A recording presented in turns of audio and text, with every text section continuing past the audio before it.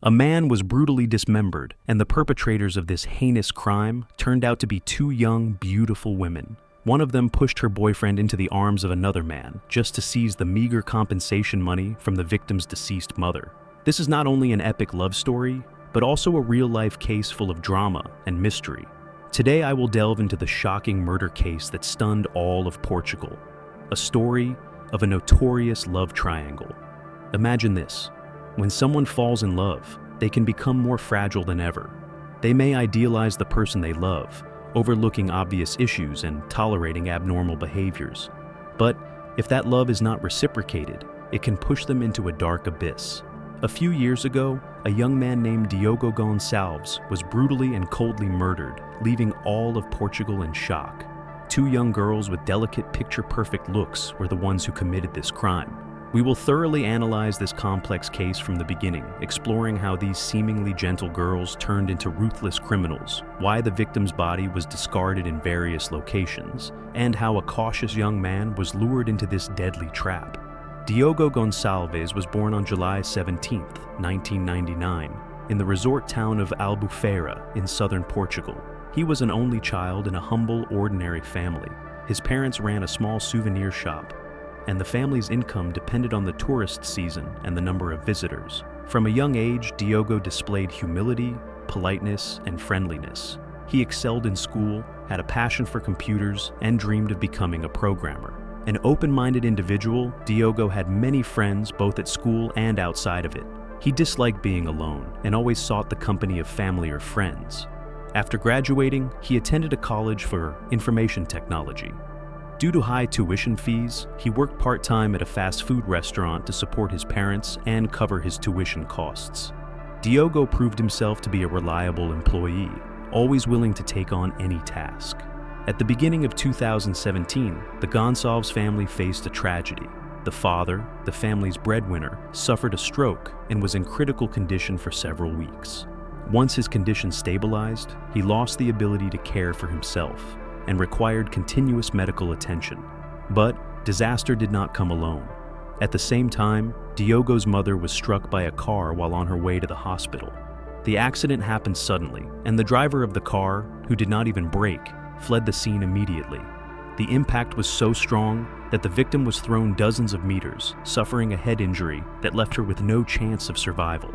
Despite clear evidence, the driver hired a good lawyer, dragging out the case in a complicated legal battle. At that time, Diogo, still under 18, became an orphan, completely alone. His aunt came to Albufeira, offering to be his guardian. However, their relationship was strained. She was an authoritarian figure who imposed living rules that Diogo found oppressive.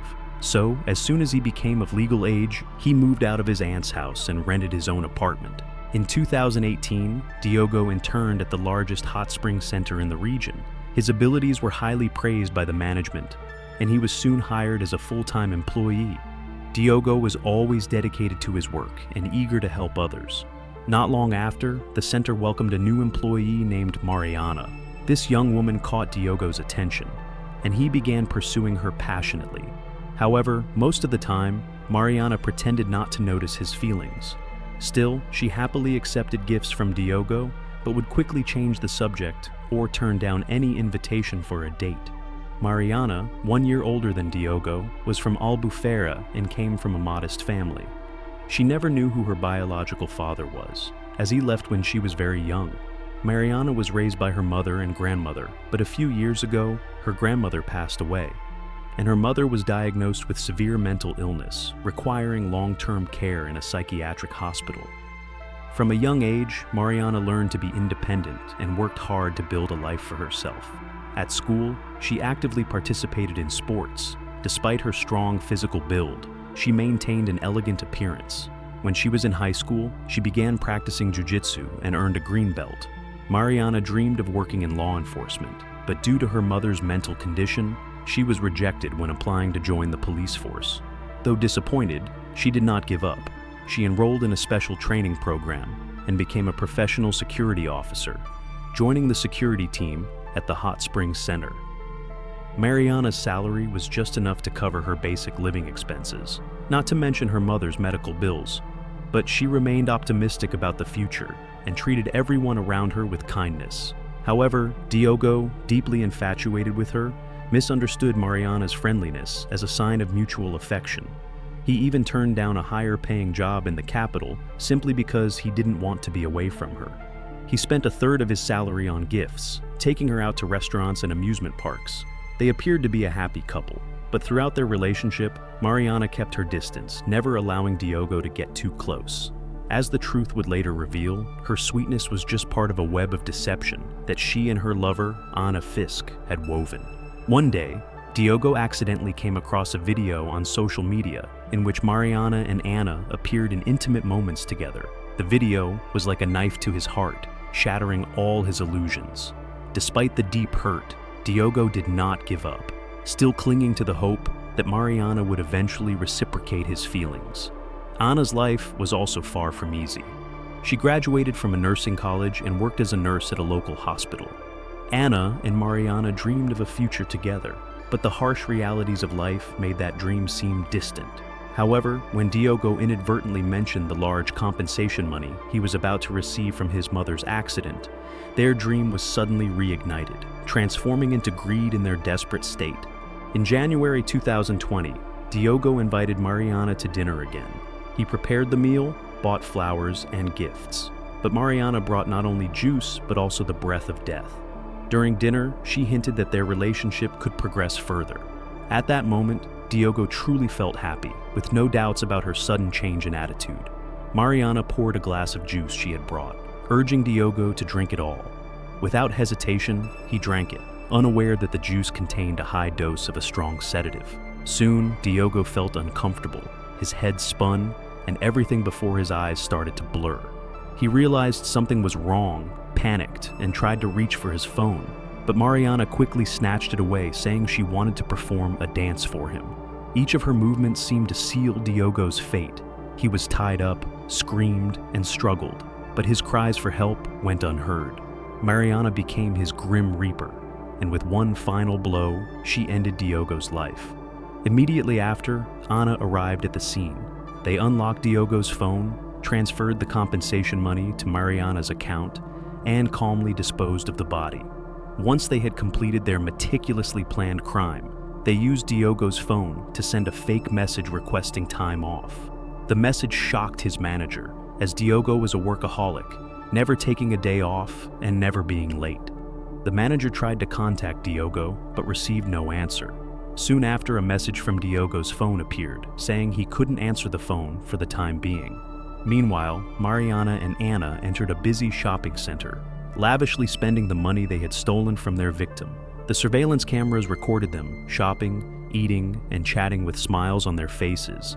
As if everything were normal, they acted carefree, believing they could escape justice. Once they returned to the apartment, they made a ruthless decision to cut off Diogo's thumb, to unlock his phone, and fabricate more messages. They even planned something more sinister, dismembering the body and dumping it in several locations around the city. They prepared large trash bags, used a kitchen knife to sever Diogo's limbs and head, and divided his body into 4 bags, which they placed in the trunk of his car. Mariana drove Diogo's car, while Ana followed her as they left town. They reached a remote cliff where they threw the bags containing the torso down, leaving Diogo's car near the cliff to create a stage scene, as if he had committed suicide. But they didn't realize that the body didn't sink into the water. It became lodged in a crevice beneath the cliff. They continued driving, heading to a thick hillside to dispose of the head, then tossed the limbs into a small waterfall. That same day, the management of the hot spring center reported Diogo missing to the police, mentioning the strange messages from his phone. The following day, the police began their search. They first discovered Diogo's car parked near the cliff, initially suspecting it to be a suicide. However, they quickly found the torso bag lodged in the crevice and, after forensic analysis, confirmed that it was Diogo's body. On the same day, a tourist reported finding a torn bag containing a human head. Several days later, during a large-scale search involving divers, the police found the dismembered limbs. Faced with this horrific crime scene, one couldn't help but wonder, how could a kind-hearted young man like Diogo meet such a brutal fate? The initial investigation revealed that Diogo had recently received a large settlement from a court ruling related to his mother's accident. However, what was puzzling was that this money had been transferred to Mariana's account, one of his colleagues. As Mariana and Ana were preparing to flee the country, they were arrested by the police. Mariana was taken by surprise, not expecting the police to track them down so quickly. She confessed, stating that she killed Diogo because she could no longer tolerate his pursuit of her, and even accused him of attempting to force her into a relationship. Mariana insisted that she acted alone and that Ana was not involved. However, both were taken to the police station for questioning.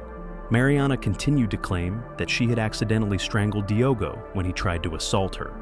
But Diogo's colleagues firmly stated that he was not that type of person. Moreover, the victim's blood test showed a high concentration of strong sedatives, proving that he was unable to resist when he was killed. Mariana tried to take full responsibility, saying that she knew about Diogo's large settlement and decided to act. She even claimed that after killing him, she attempted to perform CPR. Meanwhile, Ana maintained that their intention was only to rob Diogo, transfer his money, and then flee, but things escalated beyond their control. During the investigation, both tried to cooperate to overcome the challenges, but the police ensured that they would not succeed. They were kept in separate prisons, cutting off all communication. The trial began in July 2020. Despite Mariana consistently taking full blame, the investigators didn't believe she had the expertise to dismember the bodies so skillfully, whereas Ana, with her nursing background, was capable of such actions. The case took a turn in court when Mariana continued to confess alone, while Ana confirmed her statement, insisting she was not involved. Ana's actions clearly devastated Mariana. A month later, Mariana changed her statement, saying she had acted under Ana's manipulation, and that Ana was the mastermind and the one who had directly dismembered the body. Mariana explained that she initially took the blame to protect the one she loved, but later realized Ana had never truly loved her. The court ultimately sentenced Mariana to 25 years in prison for premeditated murder, dismemberment, robbery, and car theft. Ana, considered an accomplice, was only sentenced to 4 years in prison and was granted amnesty after less than a year. After being released, Ana boldly gave an interview on local television, not realizing this would become one of the biggest mistakes of her life. In the interview, she placed all the blame on Mariana, who had once protected her, and smiled arrogantly, full of self-satisfaction. After the video was published, a psychologist analyzed Ana's gestures, expressions, and body language, pointing out signs of deception. He concluded that Ana was basking in a sense of innocence and superiority, revealing her manipulative and cunning nature. Soon after her release, Ana sued the hospital where she had worked, seeking compensation for emotional distress. Surprisingly, the court approved her request, reinstating her job and ordering the hospital to pay 40,000 euros in compensation. Just when Ana thought she had entered the spring of her life, shocking news arrived. Mariana committed suicide in prison, leaving behind a detailed letter describing the night Diogo was murdered, implicating Ana. This event prompted the case to be revisited. Diogo's father firmly appealed, claiming that Ana was just as guilty as Mariana. In June 2023, the Supreme Court issued its final ruling, convicting Ana and sentencing her to 25 years in prison, without the possibility of parole. Ana and her lawyer appealed twice, but both were rejected. This case teaches us that blind love can lead to unforeseen consequences. What do you think about this story?